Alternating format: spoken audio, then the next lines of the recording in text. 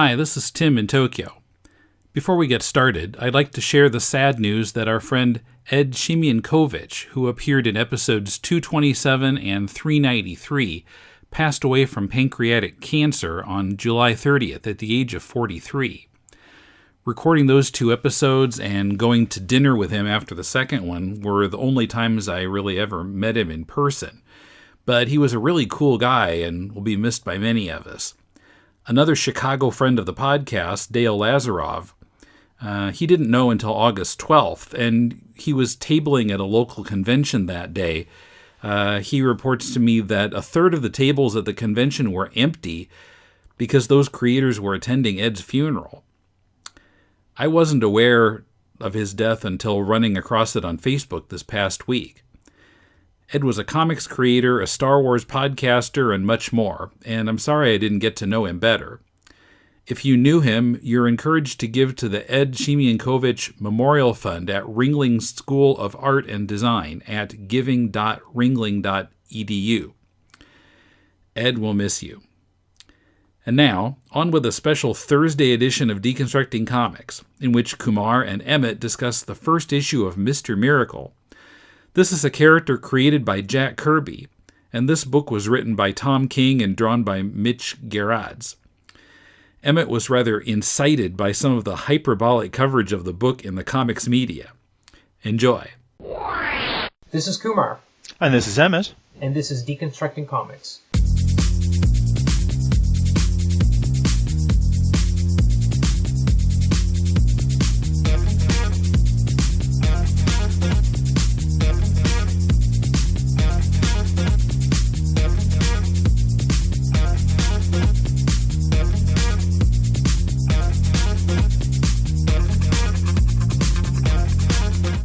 Welcome to Deconstructing Comics. We're both in Melbourne, and this is a very unusual situation. I got a text from Emmet a few nights back. Yes. Which sounded quite passionate, and I don't know if passionate's the word, but very anxious to discuss this new Miracle Man comic, which has come out from DC.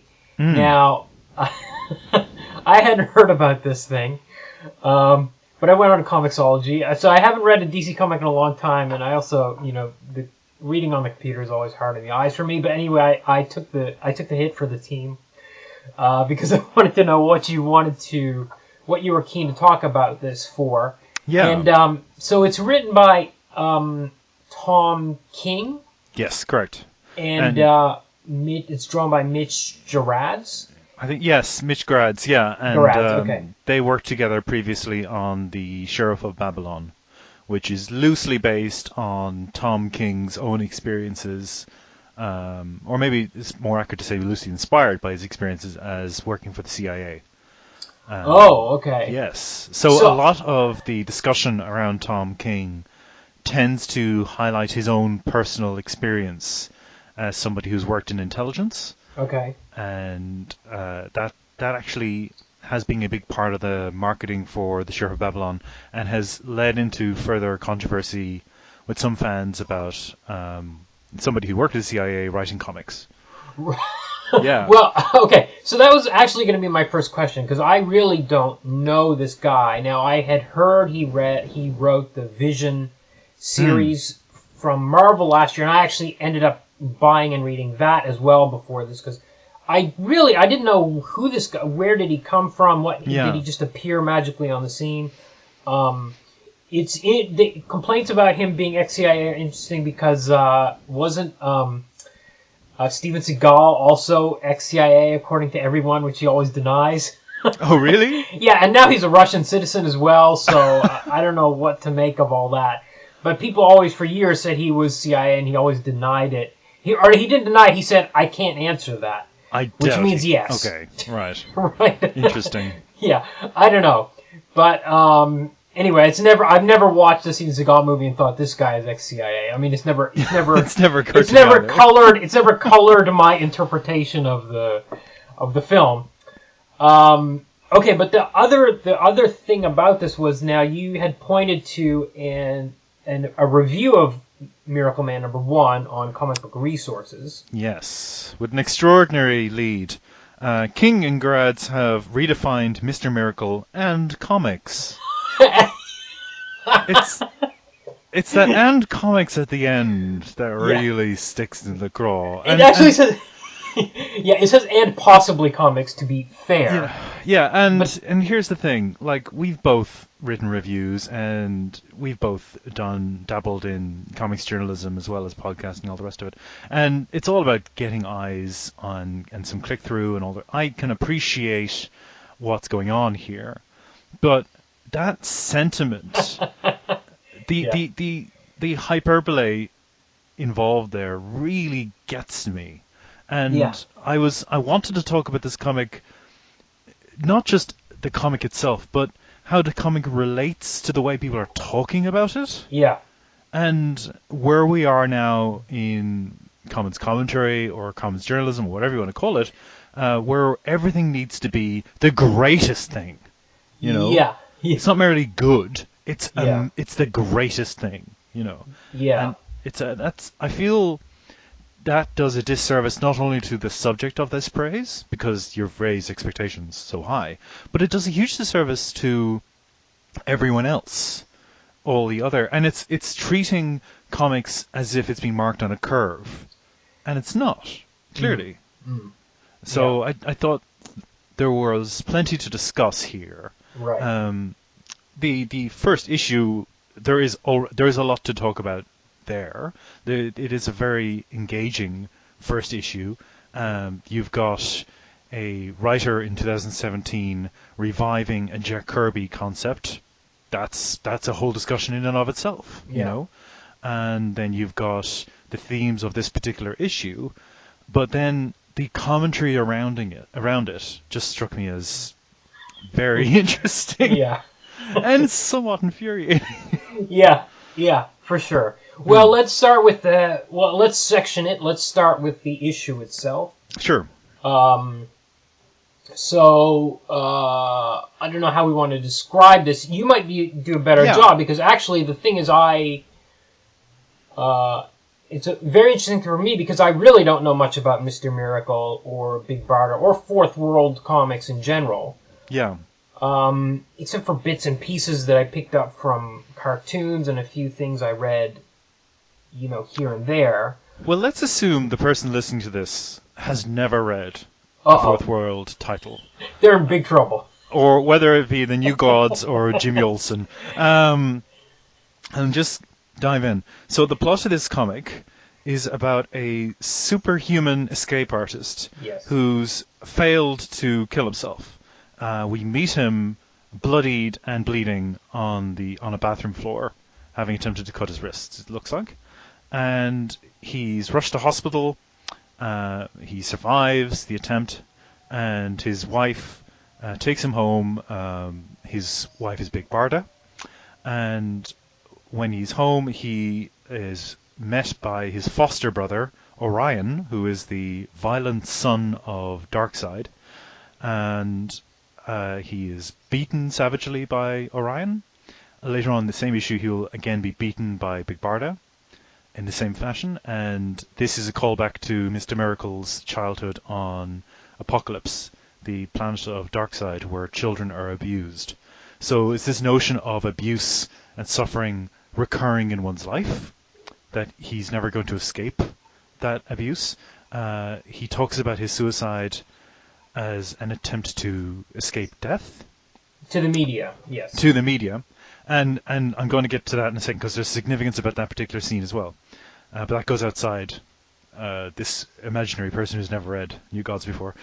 And the end of the issue, we learn that Darkseid has won, and Scott has to travel to his father's homeland, this alien world, to fight Darkseid. As you read the comic, each page has this strict 9-panel grid with the recurring announcement, Darkseid is. It keeps appearing in black. White typeface on black. And there are repeated suggestions that there is something unreal happening here. There's something wrong with Scott's reality. Scott Free is the name of Mr. Miracle.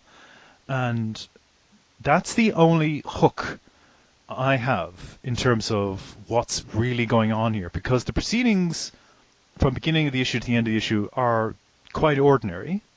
There is a suicide attempt, there is recovery from a suicide attempt, and then there's their travel to fight Darkseid. But we are being there's the suggestion that Mr. Miracle's world is a fake one. And he's rebelling against that by maybe the suicide attempt is his effort to escape this trap that he's in now. Now, that's all really interesting because people have responded to this comic in a very emotional way. Yeah. And I think that's because of the use of suicide. Sure. As an element in the story. Absolutely. And Tom King, as befits a writer who understands how to promote oneself, has talked about in interviews, and I believe he spoke at Comic-Con, at how this entire story was inspired by a recent medical incident he had where he thought he was dying, he thought he was having a heart attack, and it turns out it was a panic attack. And just all the issues of mortality and death and all of that inspired this story. And I think people have tapped into that. Now, I have a few issues with this. I think if you are going to talk about suicide, and I'm not precluding a superhero writer exploring suicide as part of their story. I mean, read any Peter David comic from the last 20 years. Suicide came up. But I think you have a responsibility to do it in a sensitive way, but also in an intelligent way. There needs to be a reason for you doing it. Otherwise, you're simply employing it for shock value. And I'm not really sure where this story is going as of yet, so I don't really know how to judge the depiction of suicide in it. I feel like it was so front and center, and the way he deflected it on the talk show, as the character deflects it as, oh, I was actually trying to literally escape death, and kind of gives a media spin to it. Based on what I read in the Vision, I feel like it might end up being layered onto in future issues. He might not just be abandoning the suicide storyline after the first issue, and he might come back to it, and we might get more flashbacks to it, and there might be more depth to it. Yes. Now, a lot of people have pointed out that not only is this a revived take on Jack Kirby's character, and Jack Kirby's character is a god who pretends to be an escape artist on Earth. So a lot of people have interpreted Mr. Miracle, Tom King's talked about this in interviews again, as a take on Jesus Christ. Oh, wow, okay. So it's all about death and resurrection. Huh. And a few years ago, Grant Morrison did a book called Seven Soldiers, Mr. Miracle, which was all about Scott Free's ward, Shiloh Norman, who had taken on the mantle of Mr. Miracle, and he repeatedly dies and is reborn in that series as well. Uh-huh. So this is a theme. This is a legitimate theme. Okay. Within the Mr. Miracle story. Okay.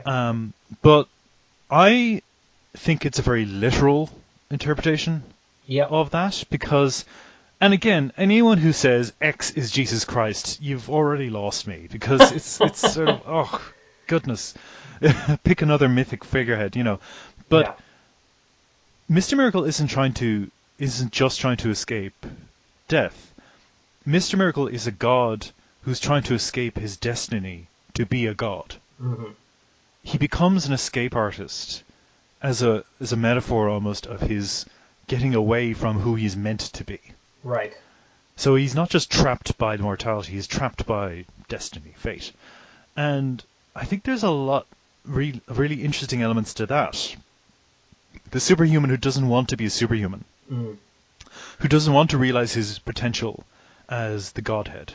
Like he's trying to get away from all that. Right. It's Jesus in between. He was the age of 10 and 30, the wilderness years. Now, I've just done a comparison to Jesus Christ, but there you go. That's what it's about. And I think that's an interesting idea to explore, as opposed to death and rebirth, which I don't really know how much storytelling potential there is there.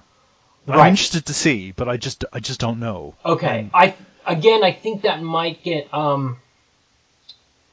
it might get more explicit in later issues. Based on the vision, which had some mentions of God early on, and then sometimes was very explicit about God exists or praying to God. And there's a scene where the vision prays to God with his robot daughter. Yeah. But then there's also stuff that's a bit more subtle. So I admired Tom King's writing in Vision. I also really liked Omega Men a lot. And I thought that Vision was interesting because it took the superhero idea and planted it in this weird Norman Rockwell imitation life. Yeah. And just showed how that is unsustainable, and I thought that's a really, really interesting hook.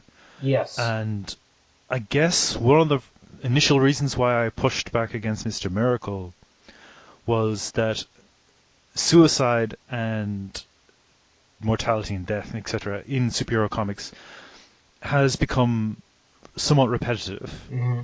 Sure. And a lot of other writers before this have attempted to talk about the big issues around mortality and facing death.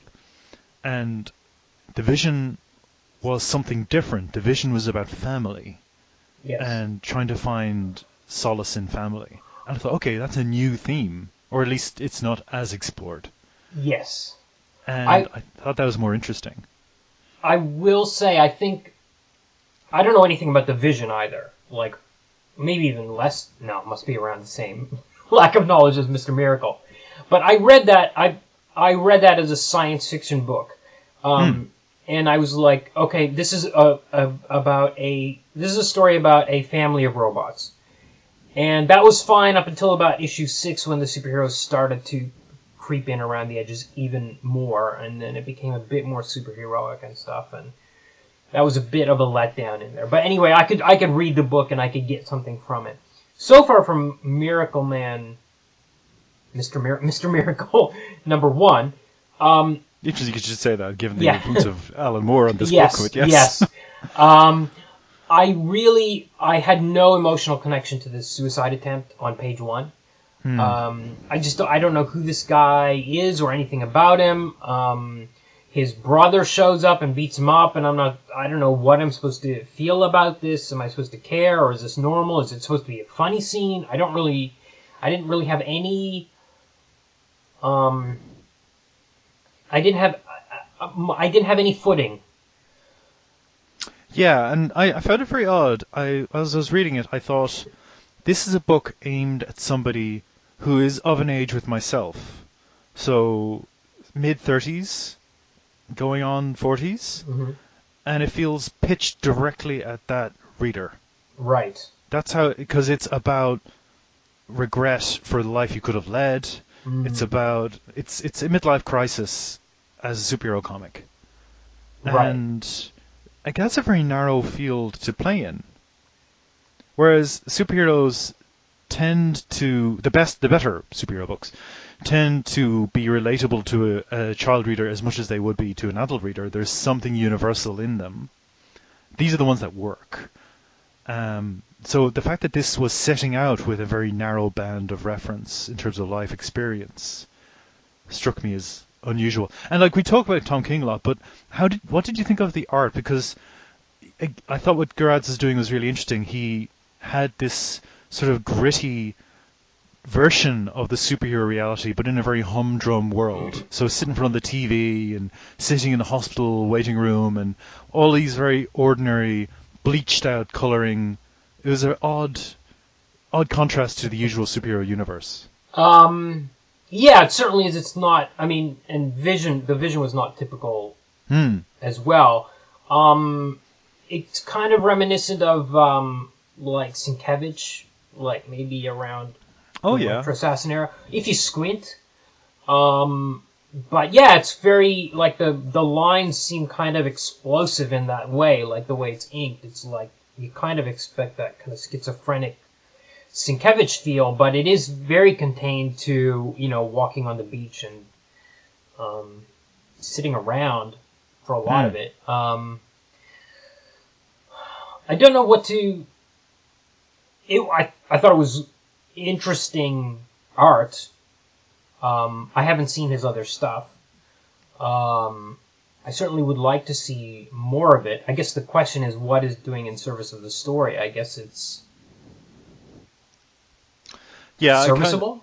I thought, for me, it sort of depicted a fallen world. Right. So it's this idea of the superhuman rendered humdrum and ordinary, and it hints at Scott Free's depression as well. Like the colors are very understated. Yeah. And you're right, that Sienkiewicz, so almost impressionistic line, sort of lends it a dreamlike quality. So it's almost like you as the main character experiencing a sort of fog of memory, and you know, Scott Free's having visions, he's having delusions, he's talking to people who aren't there, he's either going mad or his reality is being interfered with. And I think a lot of people have pointed out that there's little stylistic effects in the art. So you mentioned before the interview scene. Yeah. And that's depicted as a worn out VHS tape footage. Yeah, so or a very bad TV signal. The distortion line in the middle of the panel. Yeah. Which is an interesting approach. And I think as a reader, you look at that and you go, oh, it's somebody watching this on TV. It's a bad TV, right? But the character who's interviewing him, Glorious Godfrey, is another character from New Gods. Okay. And he is Darkseid's Goebbels. He's like his propaganda minister. Okay. And that's what he does. He distorts reality. He makes people believe things that are not real. Jack Kirby predicted the Fox News back in the 1970s. He knew where things are going. And actually, that's something I'd like to touch on quickly. Jack Kirby's New Gods, a lot of the emphasis is on mobile technology and, you know, Motherbox and all these kind of things. Yeah. And it's really odd to be reading the comic in 2017 when we now all exist in this shared virtual space with our mobile phones and our apps and FaceTime and Skype, like this conversation we're having now. And here's Jack Kirby's concepts looking almost dated. Although our mobile phone can't teleport us from one place to another, so I guess there's that. Right, that is the one thing. That's the one thing we haven't done yet. Yeah. Yeah, and we don't have an anti-life equation yet. Nobody does. I mean, that's the other thing. The anti-life equation was the thing that Darkseid can never fully discover. Because once he does, all free will is gone from the universe. That's the idea. Then everything becomes Darkseid. Darkseid is. Right. And in Grant Morrison's Justice League, The Rock of Ages, the storyline involves a broken future being created, and some of the Justice League land in this broken future, and Darkseid is one. And there was this chilling sort of vision of what the future would be if everybody loses their will, and they just become pliant slaves. And Morrison's idea of Kirby's future was not just that everyone would become slaves, but that the world would continue to degrade, and Darkseid would actually almost self-sabotage his rule because he's bored. So now things just corrode and rot. He did it again in Seven Soldiers and Final Crisis, where we meet Darkseid and all his characters, and they've crashed to Earth, and they're becoming increasingly corrupted by being on Earth. But the longer they stand here, the more our reality breaks up. Morrison, I think, had a handle on this stuff that nobody else has. Right. And right. he had some really interesting ideas, and he asked for DC to give him a bit of a moratorium so that nobody else could use New Gods while he was using the New Gods concepts. And what happened instead was they ignored him and did a whole new Gods book called The Death of the New Gods, which was very much a traditional superhero comic, whereas Grant Morrison was interested in all this idea of time and death and all this kind of stuff he was playing with.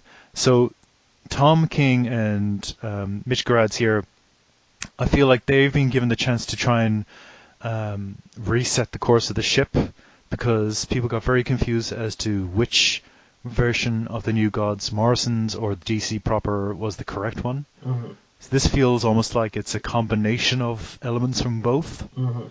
It's very similar to Morrison's take, but it seems also to be not completely alien to what DC are trying to do with their universe. Yeah, I didn't notice any superheroics in it really until the very last page, basically, where they have to go to Apocalypse and fight Darkseid. And doesn't the High Father show up and say that Darkseid does have the anti-life equation? Yeah, and that's why I'm wondering if this is real. Right. Makes sense. Yeah. That's where I'm going, oh, this can't be real, because if he had it, then everything would be over. Right. So I think that's part of the delusion. That he's in some sort of memory trap or some sort of altered reality. And it's a bit like that episode of Rick and Morty where they have Rick stuck in a simulation to try and get him to reveal a secret formula. So it's a bit like that. It's like Rick and Morty, but not funny and not as depressing as Rick and Morty. And also they mention in passing that Superman visited Scot-Free while he was in hospital. Right, and yeah. So it's very clearly stated that this is the same yes, that's universe. Right. That's right, yeah. Yeah, but it was I was surprised by how mundane it was, like of the sitting around and watching TV and waiting in the hospital, and even cleaning there's that one panel of cleaning blood off the bathroom floor and how mundane that was. Yeah. I mean, that was my big takeaway from it. Somebody compared the art to, I think it's Michael Gaydos, who did Alias with Brian Michael Bendis. Okay, yeah. When we first met the character. Tula Lotay as well is another artist I think. Yeah, reminds me of. Alias had that same sort of mundane reality. Right.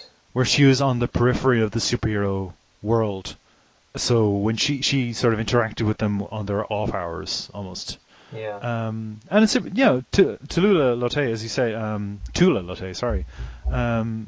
Supreme Blue Rose had an aspect of this too, where it's like reality's breaking down and the character is encountering a version of Supreme who is crashing through reality and everything's sort of chopping and changing what is real, what is fiction. When superhero books try to explore surrealism and metafiction and all these things, it can be really interesting. Warren Ellis is a dab hand at that, so that's why Supreme Blue Rose succeeded for me. But you really need to know what you're doing, and I honestly thought the 9-page grids became a bit frustrating for me because everyone's comparing to Watchmen, and that comparison is being so overtly invited that I start to wonder, well, Watchmen was a thing unto itself. It was a sustained narrative that they arrived at the 9-panel grid because the artist wanted to do a 9-panel grid, and then Moore wrote to that. Yeah. Whereas this is the writer presenting the artist with, here you go. Yes. You know. And I wonder about that. Like, is this more parodic than self-sustaining as a comic? Does that follow for you? Do you know what I mean by that? Yeah. Coming up, did this issue really redefine comics? Even just superhero comics? How accessible is this comic to readers who don't know the character? Is King's take consistent with Kirby's tone? And more. If you're enjoying this podcast, help us keep going by visiting patreon.com/deconcomics and making a monthly pledge. If you pledge at least $3 a month, you'll have access to correspondence received by Stan Lee. I photographed it at the American Heritage Center in Wyoming this past summer. I'll be publishing these on Patreon. Actually, I've already started. Also, if you give at least the $3 level, once a month on the podcast, we'll give you a plug on your comic or whatever else you might want to promote. We really appreciate your support.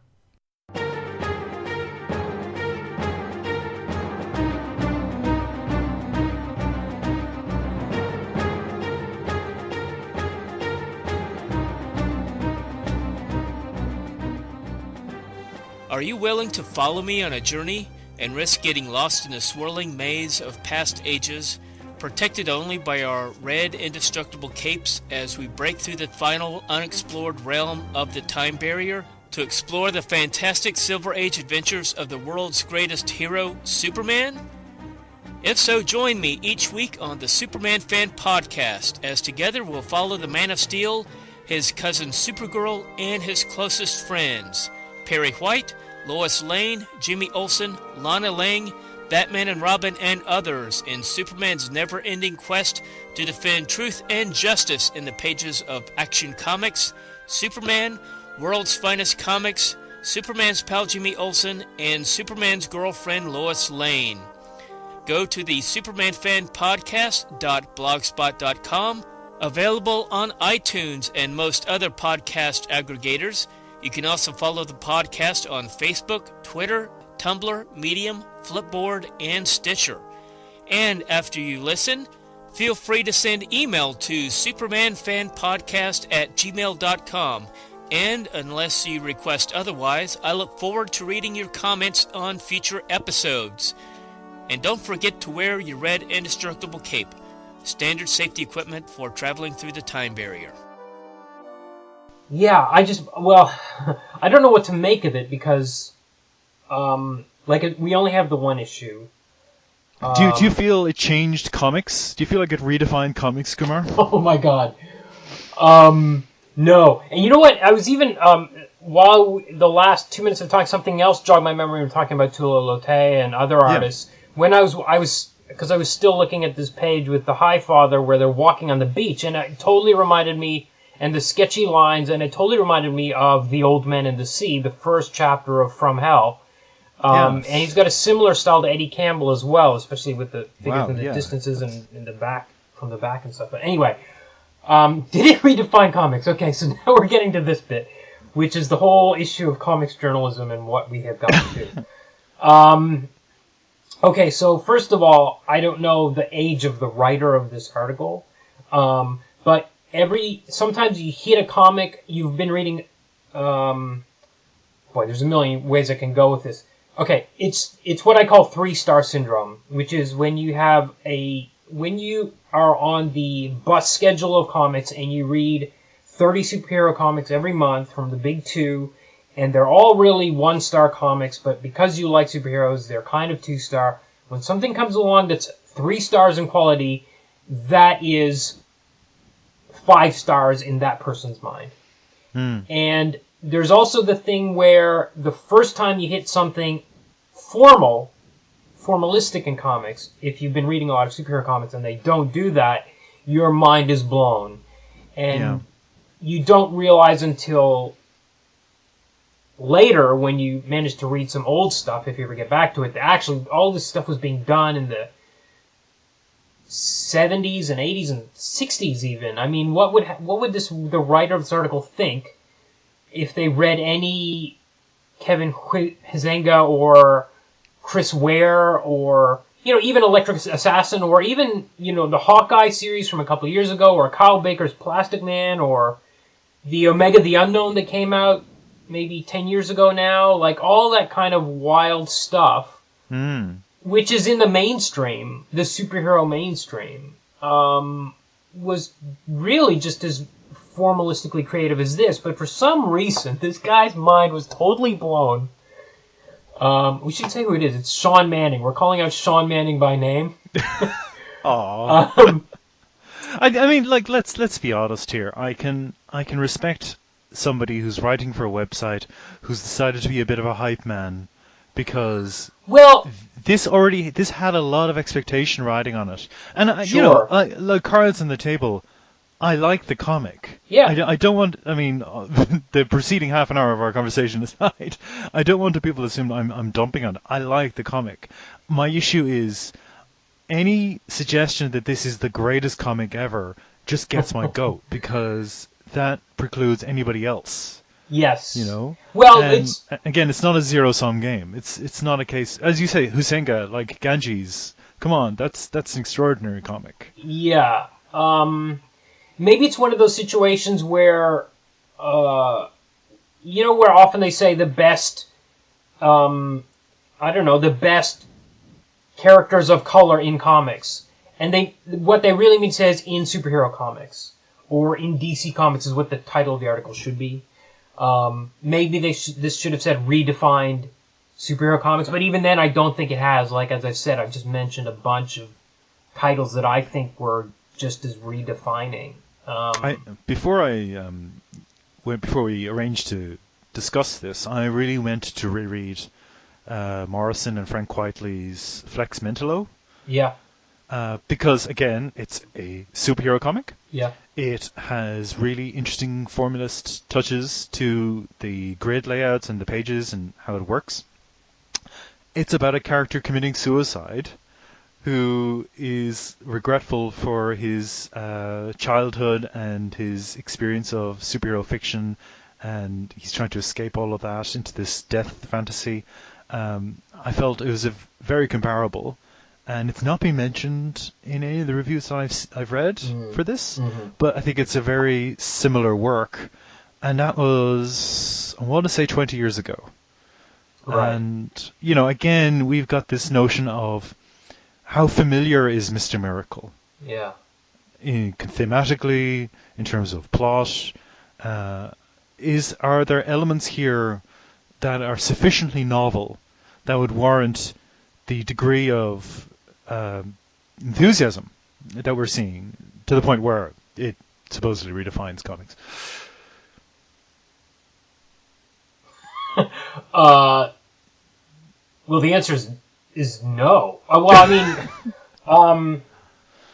I don't think Tom King is trying to redefine comics. I don't believe that. No. I think he's just trying to tell a story in a different way, and he's using the grid to create a rhythm, and somehow this rhythm has been interpreted as a redefining moment. But I mean, I read the article, and I don't think it's clickbait. I think it is the author of the article sincerely believes, because he goes into quite a bit of detail about how this amazing 9-panel grid and had the repetition of the black Dark Side Is panel. I think it's very sincerely believed, but I think it's just one of those things where, again, I don't know the age of the author, but I feel it's like one of those moments where the first time I read the Swamp Thing number 21, the anatomy lesson, it was like, holy moly, this is unbelievable. And this has never been done before, but, it probably kind of had been done.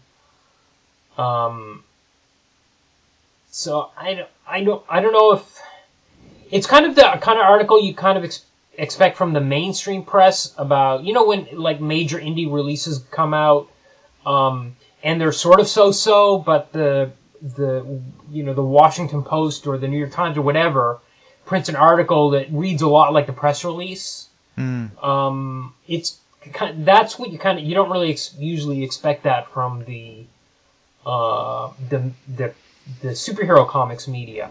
But I will say that I've been burned a lot of times in the past 15 years because I read a review on Newsarama or CBR, and it was like a 5 stars review of some comic, and I was like, wow, this must be really good, and I went out and bought it, and it was really just so-so. So again, I think it's that 3-star thing where something comes along that's decent or better than the hot dogs they've been eating 3 meals a day for the past 6 months, and suddenly it's this is it. This is the thing. But I think the opposite, the reality is that something this, I don't think it's redefining, but I think it's radically different from your standard superhero comic, and I can't imagine it's going to be a huge seller, is it? It's been a huge seller. Oh, is it? Okay. It's done extraordinarily well. Okay. I think it's had the print run's gone through, and it's also a bestseller on Comixology. I saw a headline today. Is it gonna fall on its ass for issue 2 once people realize what issue 1 was like? What I'm saying is, I think the consumers of the hot dogs are gonna get this sushi, and they're gonna be like, I don't want any more of that. And I don't because okay. I think everything you just said is correct. But I also think that it is the kind of book which appeals to the hot dog kid. Right. Okay, you're right. Because they've never had sushi before. Right. Right. Okay, got it. And it's like, oh my goodness, you can eat this raw? And there is a rawness to it. There is maybe, I think some of the perception people have of this book is that it's dealing with real issues, and that's what makes it an important book. I mean, we've discussed this in terms of its formalism, as maybe that's what's drawing people in the 9-panel grid. But I think also, as I said before, the use of suicide and the domestic situation, the relationship between Scott and Big Barda, I think all of these things are pinging with readers who are not used to seeing sustained relationships, sustained adult situations in superhero fiction. Mm-hmm. There's always some huge emergency that the characters are rolling from.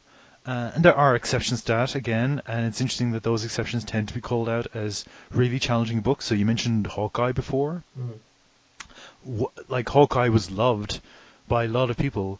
It had a really interesting use of art, but the story setting was very domestically oriented. Mm-hmm. It was about Clint in his building full of tenants, and he decided to protect this building. And the villains were low-rent gangsters in Adidas clothing, and that was sufficiently novel for people to herald Hawkeye as this amazing book. Right. Which is, again, not to take from the appeal of Hawkeye. Yeah. I'm just saying it's not all that. Yes, I agree. It's a good book. Yeah. But let's not sell the farm. You know, there's more that can be done with the medium. And when you come to these hype men in the comics journalism press, there's always this attempt to make an impression, to really strike out and go, this is the book you need to read right now. And maybe it's the book you need to read this week. Right. But let's not go overboard, you know. Right. I think for me, too, I think the comic was fine. As you did.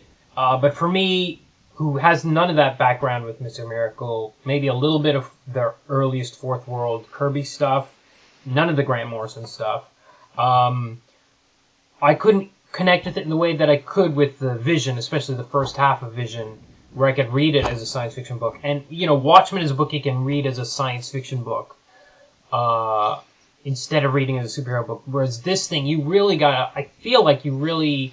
Like that when you told me about the Glorious Godfrey stuff, that was revelatory. And none of that's coded in the comic for me, as a person who doesn't know any of these characters. Yes. I wonder if that's necessary. I think it's an issue if you find it a stumbling block, but I mean, to me, it is a comic book about a celebrity escape artist who's also a superhero trying to kill himself. Okay. And realizing there's something wrong with his world, that there's something broken about reality. Right. And that was what the comic was about, but I wonder if that's enough for the person who's never read New Gods, who's never read any of the Jack Kirby series. Oh. What is there for them? Well, I will tell you, I was not as tempted to read issue 2 as I was when I read Vision #1. After Vision #1, there was some good lines in there. It was very tight. It had a tight structure. And I was like, okay, I'm ready to read the next one and the next one, and that was fine. And this one, I was kind of like, I kind of don't really care. Yeah, I think What if we compare this to Vision and Omega Man, the two DC and Marvel books that King has done, both the first issue of Vision and I think the 0 issue of Omega Man end with a shock death. And that is the sort of hook for you to read the next issue. Right. Whereas this opens with a shock suicide attempt. Right. And then ends with this sort of slightly odd, ambiguous Scott Free turning to Big Barda and going, there's something wrong. Mm. And then she starts punching him like Orion was punching him previously. And we're given to understand that's because when they were being raised as children on Apocalypse, Granny Goodness would beat them just to test their will. And that's, again, that idea that he can't escape this cycle of abuse that he's been caught in since childhood is being played out in those last pages. But do you know that if you've never read a Mr. Miracle comic before? No. You know? Yeah. And do you have to know that? Well, we need more issues to find out. But, I mean, I was ready to hand... the Vision is something you could hand to someone who is not that familiar with superhero comics. And it, like I said, it was an interesting science fiction story. This one I'd be very reluctant to hand it to anyone that's not familiar with comics, and especially with specifically Mr. Miracle comics. Because even I've missed whole... I've missed plot points and thematic points, which I'm guessing are pretty crucial. Yeah. And I also wonder how it's going to sustain itself, that if this all turns out to be some sort of dream, like Bobby Ewing is in the shower all alone, that kind of situation. Right. Will there be some buyer's regret, given the success of this? Well, buyer's regret, no, because it's there in issue 1 that it might not be, reality might not be what we think it is. So, if it turns out to, I mean, you knew from the first issue, or you should have known, I guess, is the warning to buyers. Here's something you might like. I think it was Paste Magazine had an interview with King, and he's been on a bit of a promotional tour for this, and he's been quite humble about inheriting Kirby's characters and not trying to out Kirby, I think is how he put it. That how could you even start to do that? He's just doing his little story, which is very humble. But he made some comment about the one thing himself and Kirby have in common is that they both would punch out a Nazi. And I thought to myself, oh, you're the anti-Nick Spencer. Okay. And I wonder if that's kind of... Again, as I said before, there's this seeming curve that comics are being measured against. And it's almost as if there can only ever be one or two major writers. And it's always writers. Yeah, right. There's this emphasis on writers over artists. Since 2000, I'd say. Yeah, there's been a real push for the writer. And so at any given time, there has to be a new Stan Lee, okay? And right now, it seems as if it's Tom King. Okay.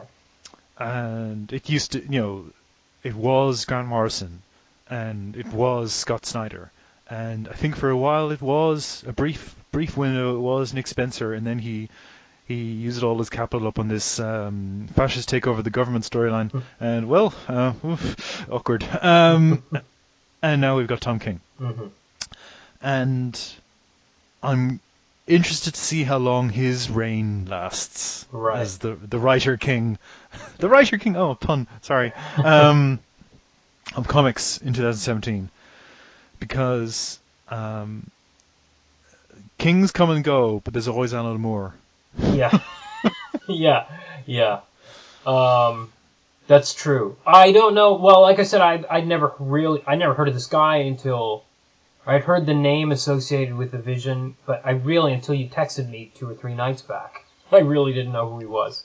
He's on Batman at the moment as well. He's doing a Batman book. Okay, right.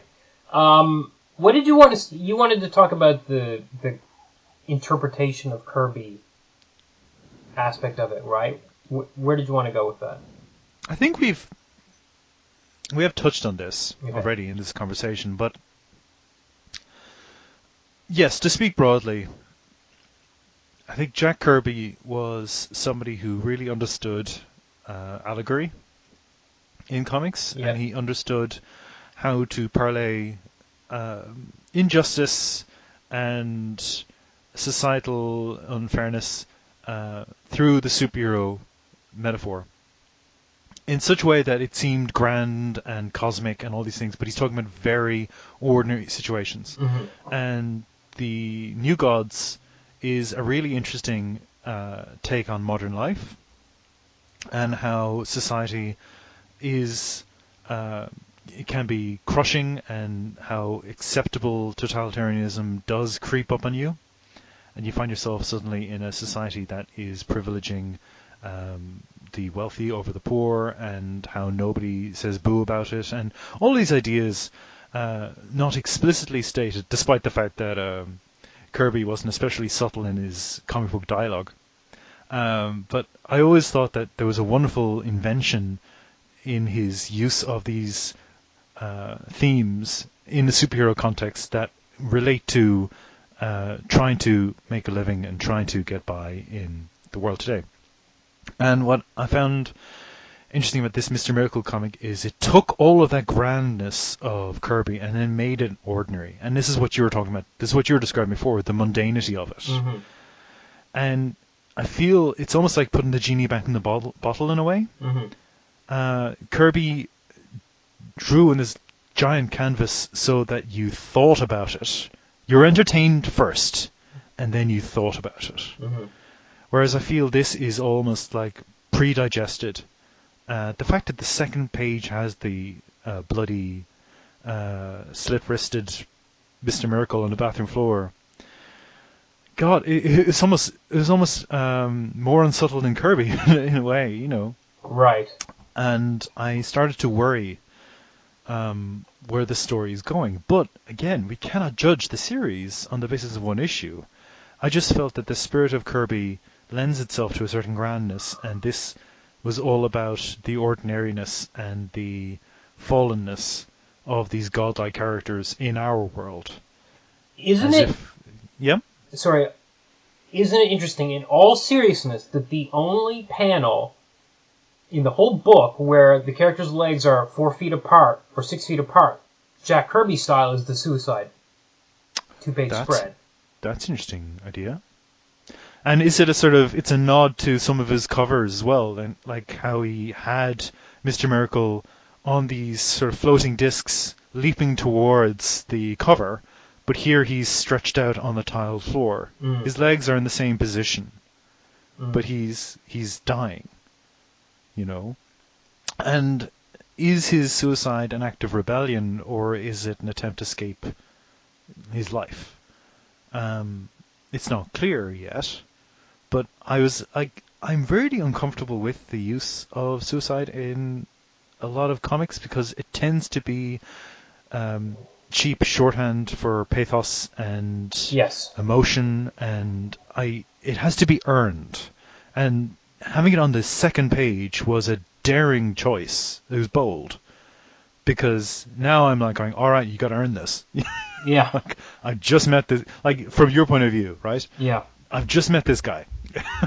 What's my emotional stake, you know? Beyond general empathy for somebody who's feels they can't go on and tries to take their own life. There has to be some sort of narrative context. And I'm curious to see where this is going. Yeah. Yeah. It's very, I was trying to think about, you know, do Kirby's Fourth World ideas lend themselves to mundane interpretations?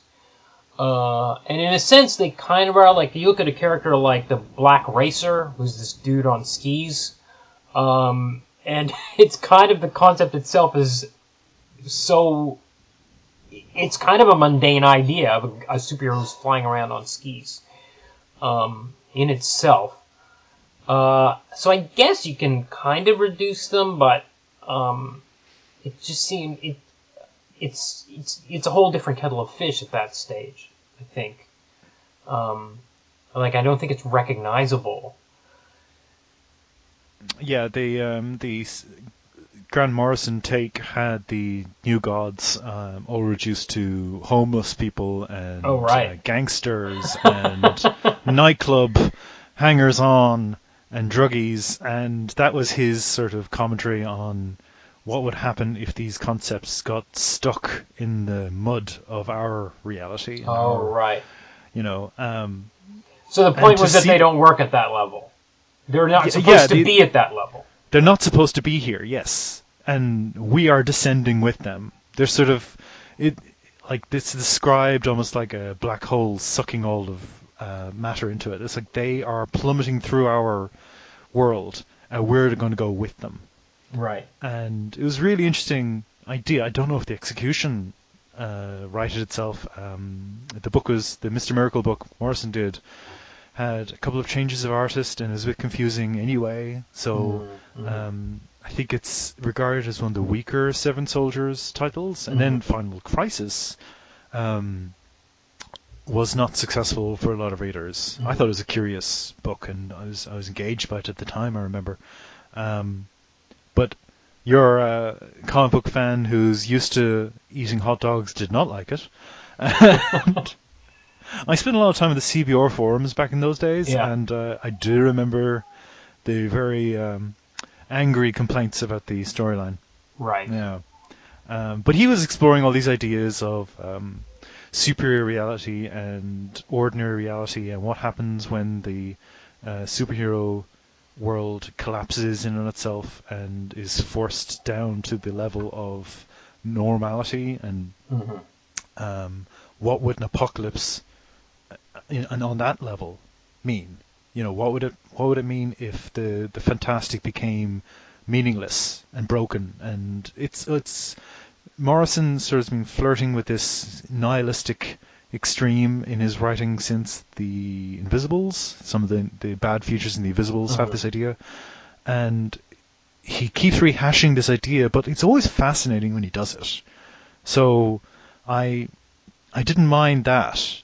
That's daring and interesting and ambitious and all those things.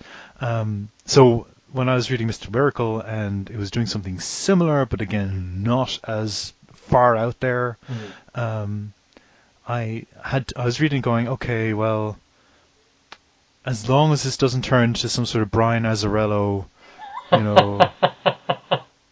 you've got these powerful characters trading quips all the time and making stupid decisions, I think I'm going to be okay, but it's not really what I expected. I'm calling out a lot of people. This is really bad. Well, let's say, okay, so our takeaway from the book is it's a good comic. We probably need to give it more issues. And also, it's probably not for people who don't know anything about Mr. Miracle like me. If you know some Mr. Miracle lore, you might get more out of it. And the takeaway about current comics journalism is that the real mainstream media, the New York Times, is crap, and also the comics superhero media is crap. Which we really didn't need to do an hour podcast. We kind of knew that coming in. But yeah, it's not rewriting the books or anything. And the other takeaway is Kirby's creations are still going to be reinterpreted a million different ways, and some seem more or less valid than others, and then they'll just be reinterpreted again. I wonder if Darkseid's going to end up on a couch in this. Oh my goodness! I didn't even think of that. Yeah, that was the infamous panel from. It was a John Byrne comic, right? That's another one. There was a more recent example. I think it was Countdown. Okay. Which was Dan Didio's version of 52. Right. Or his sort of follow-on to 52. And there's a scene where Mary Marvel arrives home and Darkseid sitting on her couch. Right. And I remember it got a lot of criticism at the time, and it was sort of put forward as an example of how Jack Kirby's concepts had just been sold down the river. Right. Like the appeal of these characters had been completely lost, and now we had this ridiculous situation.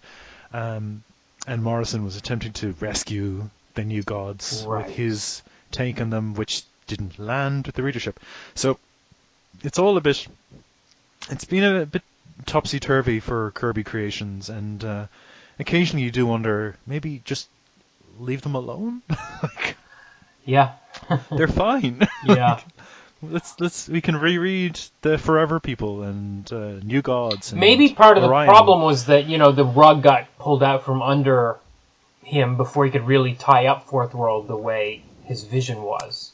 That's what has always been said. But, so there's that kind of open-ended, but I mean, it doesn't explain all the other Kirby creations like Fantastic Four or whatever being reinterpreted. But anyway, and it's also not a license for somebody else to take it on themselves to finish Kirby's vision, because you're not Jack Kirby. Yes, that's true as well. Yeah. Yeah. Okay. Did you want to get in any last words on top of my last words?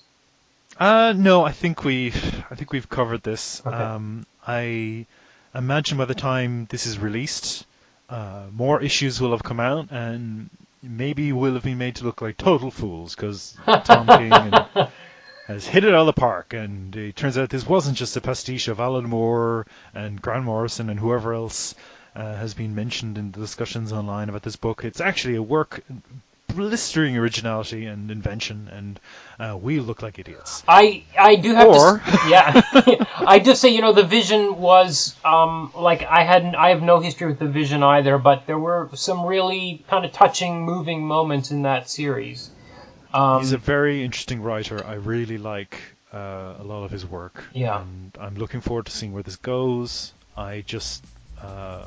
I was really just struck by the hyperbole, as we said, of the coverage. Yes. Mr. Miracle is published by DC. Tell us what you think. Write us at mail@deconstructingcomics.com, Twitter @deconcomics, like our Facebook page or join our Facebook discussion group.